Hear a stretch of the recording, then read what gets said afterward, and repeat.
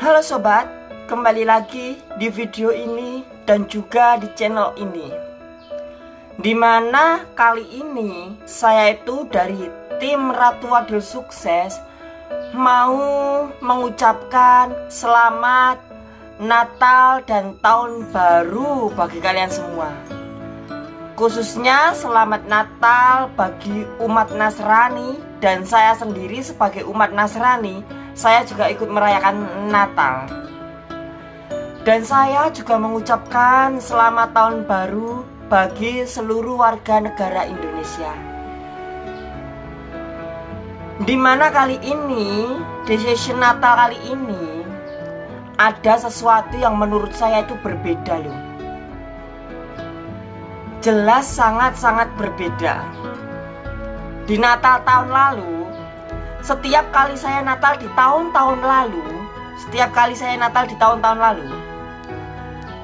ada perbedaan yang signifikan loh.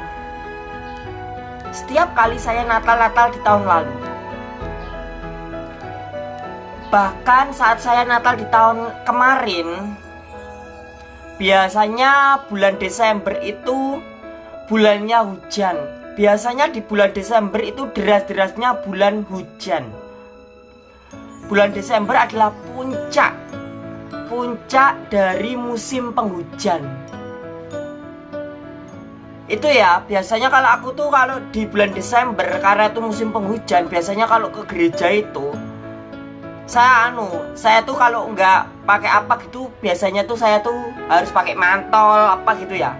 Tapi untuk kali ini, bulan Desember kali ini, musimnya musim panas, musim hujan disingkirkan oleh Tuhan. Tuhan mendatangkan musim panas atas kotaku. Dimana dengan adanya musim panas kali ini akan menjadi sesuatu yang berbeda dari sebelumnya. Dimana sebelumnya kalau di setiap bulan Desember itu hujan, khusus bulan Desember tahun ini panas. Ini sungguh luar biasa bagi saya loh. Dimana yang saya ketahui bulan Desember itu bulan hujan. Dan ketika saya mengingat Natal, saya mengingat kelahiran Tuhan Yesus di kandang. Tuhan Yesus itu lahirnya di kandang. Dia tuh lahir di kandang domba. Bayangkan saja, dia lahir di kandang domba di malam yang terang, banyak bintang-bintang bertebaran di langit. Dan ada juga pertanda bintang-bintang. Ada satu bintang yang menandakan akan lahirnya seorang penebus dosa, akan lahirnya seorang penyelamat, yaitu Tuhan Yesus. Dimana saat kelahiran Tuhan Yesus itu masih berkuasanya orang-orang Farisi. Orang-orang Farisi masih berkuasa, ahli-ahli Taurat masih berkuasa. Dan perlu diketahui juga bahwasanya Tuhan Yesus itu merupakan bangsa Yahudi. Tuhan Yesus itu awal mulanya dia tuh orang Yahudi. Itu kenapa memang kaum Yahudi, Israel,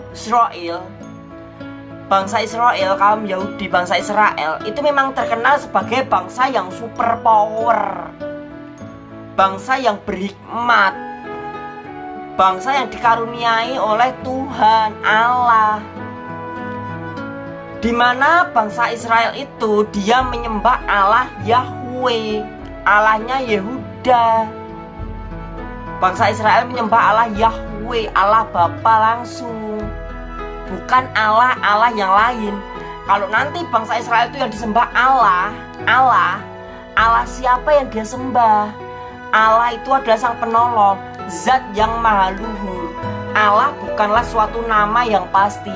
Allah itu gelar. Namanya Allah bangsa Israel itu namanya Yahweh, Yahwa, Jehovah. Sedangkan kita umat Kristen kita juga menyembah Allah Bapa. Allah Bapa kita, Allah utama kita itu adalah Allah Yahweh. Dan kita juga meninggikan Yesus Kristus sebagai juru selamat sekaligus sebagai Tuhan kita. Karena tidak akan ada yang sampai kepada Bapa tanpa melalui Yesus. Tidak akan ada yang bisa masuk surga tanpa Yesus. Yesuslah yang membawa orang-orang untuk masuk ke surga. Tak ada satupun nabi yang berkuasa atas surga kecuali Yesus. Yesuslah yang dipilih Bapa untuk menjadi raja di kerajaan surga. Dan Bapa mengawasi, melihat segala keputusan Yesus, tingkah lakunya, dan membantu Yesus. Itu kenapa kita sebagai orang Kristen, kita sebagai umat Kristen, kita tuh seharusnya bangga loh. Walaupun memang Allah kita dan Allah bangsa Israel, Allah bangsa Yahudi, Allahnya Yahudi dan Allahnya Kristen itu sama. Kita bangsa Yahudi dan bangsa Kristen itu sebenarnya yang kita sembah itu sama. Kita tidak pernah menyembah Allah sapi, kita tidak pernah menyembah Allah kebo, kita nggak pernah menyembah Allah kucing, kita nggak pernah menyembah Allah anjing, kita nggak pernah menyembah Allah iblis, kita nggak pernah menyembah Allah setan. Tapi yang kita sembah adalah Allah Yehuwa, Allah Yahweh, Jehovah. Dialah satu-satunya Allah yang benar. Dan namanya itu satu-satunya. Tidak ada nama lain kecuali Yehuwa yang layak disembah. Tidak ada Allah lain selain Allah Yehuwa yang patut disembah, karena dialah Allah yang tunggal. Dan Yesus Kristus diberi kuasa karena Yesus Kristus lahir dari hati Allah Yehuwa yang terlontarkan melalui firman Allah Yehuwa, Allah Yahweh. Dan Yesus sebagai ciptaan pertamanya, karena Yesus diciptakan melalui hati dari Allah Yehuwa itu sendiri, Allah Bapa itu sendiri. Kenapa Yesus yang dipilih untuk menjadi raja, berkuasa di surga? Kenapa bukan nabi-nabi yang lain? Karena ada pandangan istimewa mengenai Yesus di hadapan Allah Bapa. Kita sebagai orang Kristen seharusnya kita bangga dengan apa yang sudah kita miliki. Biarkan saja orang-orang bilang orang Kristen nyembah patung, orang Kristen nyembah manusia. Mereka yang belum tahu. Kita sebagai umat Kristen, kita yang sudah mengetahui kebenaran, kita seharusnya bersyukur. Kita nanti-nantikan kiamat itu tiba. Kita nanti-nantikan perang Armageddon itu tiba. Kita nanti-nantikan kehancuran itu tiba. Kita nanti-nantikan kedatangan Yesus lagi, tiba di dunia lagi. Karena apa? Kita itu rindu kepada surga, di mana kita orang Kristen dan orang Yahudi sebenarnya yang kita sembah itu sama, Allah Yehuwa, Allah Yahweh, Allah Bapa. Hanya saja bedanya kalau orang Yahudi itu langsung kepada Allah Yahweh, Allah Yehuwa. Sedangkan kita juga membutuhkan perantaraan Tuhan Yesus sebagai putra tunggalnya. Dan Tuhan Yesus akan menjadi perantaraan bagi kita untuk sampai ke Allah Bapa. Itu kenapa bangsa Yahudi, bangsa Israel itu menjadi bangsa pilihan. Bahkan Tuhan sendiri lahir di tengah-tengah bangsa Israel. Maka dari itu, kita sebagai umatnya Tuhan, kita sebagai anak Tuhan, kita itu seharusnya bisa lebih lagi mencintai keyakinan kita. Karena apa? Keyakinan kita orang Kristen, keyakinan kita itu udah sempurna, udah lengkap. Keyakinan Yahudi memang udah lengkap, udah sempurna.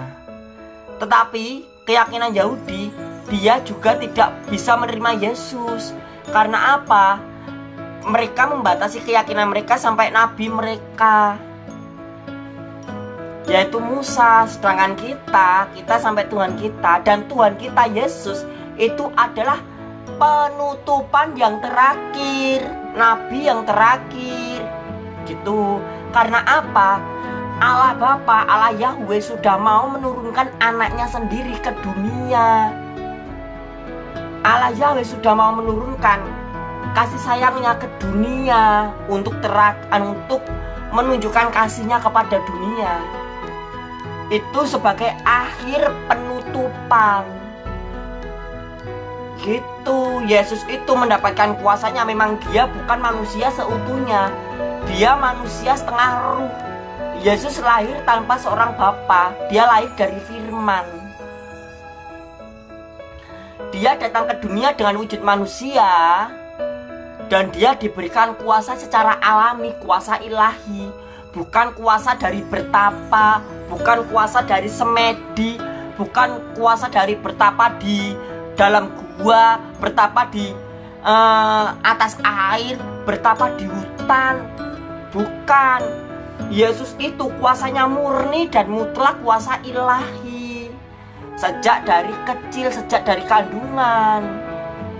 Itu kenapa kita sebagai orang Kristen seharusnya kita bangga dengan apa yang sudah kita miliki. Jangan lupa klik like dan subscribe video ini, nyalakan lonceng notifikasinya, dan komen di kolom komentar.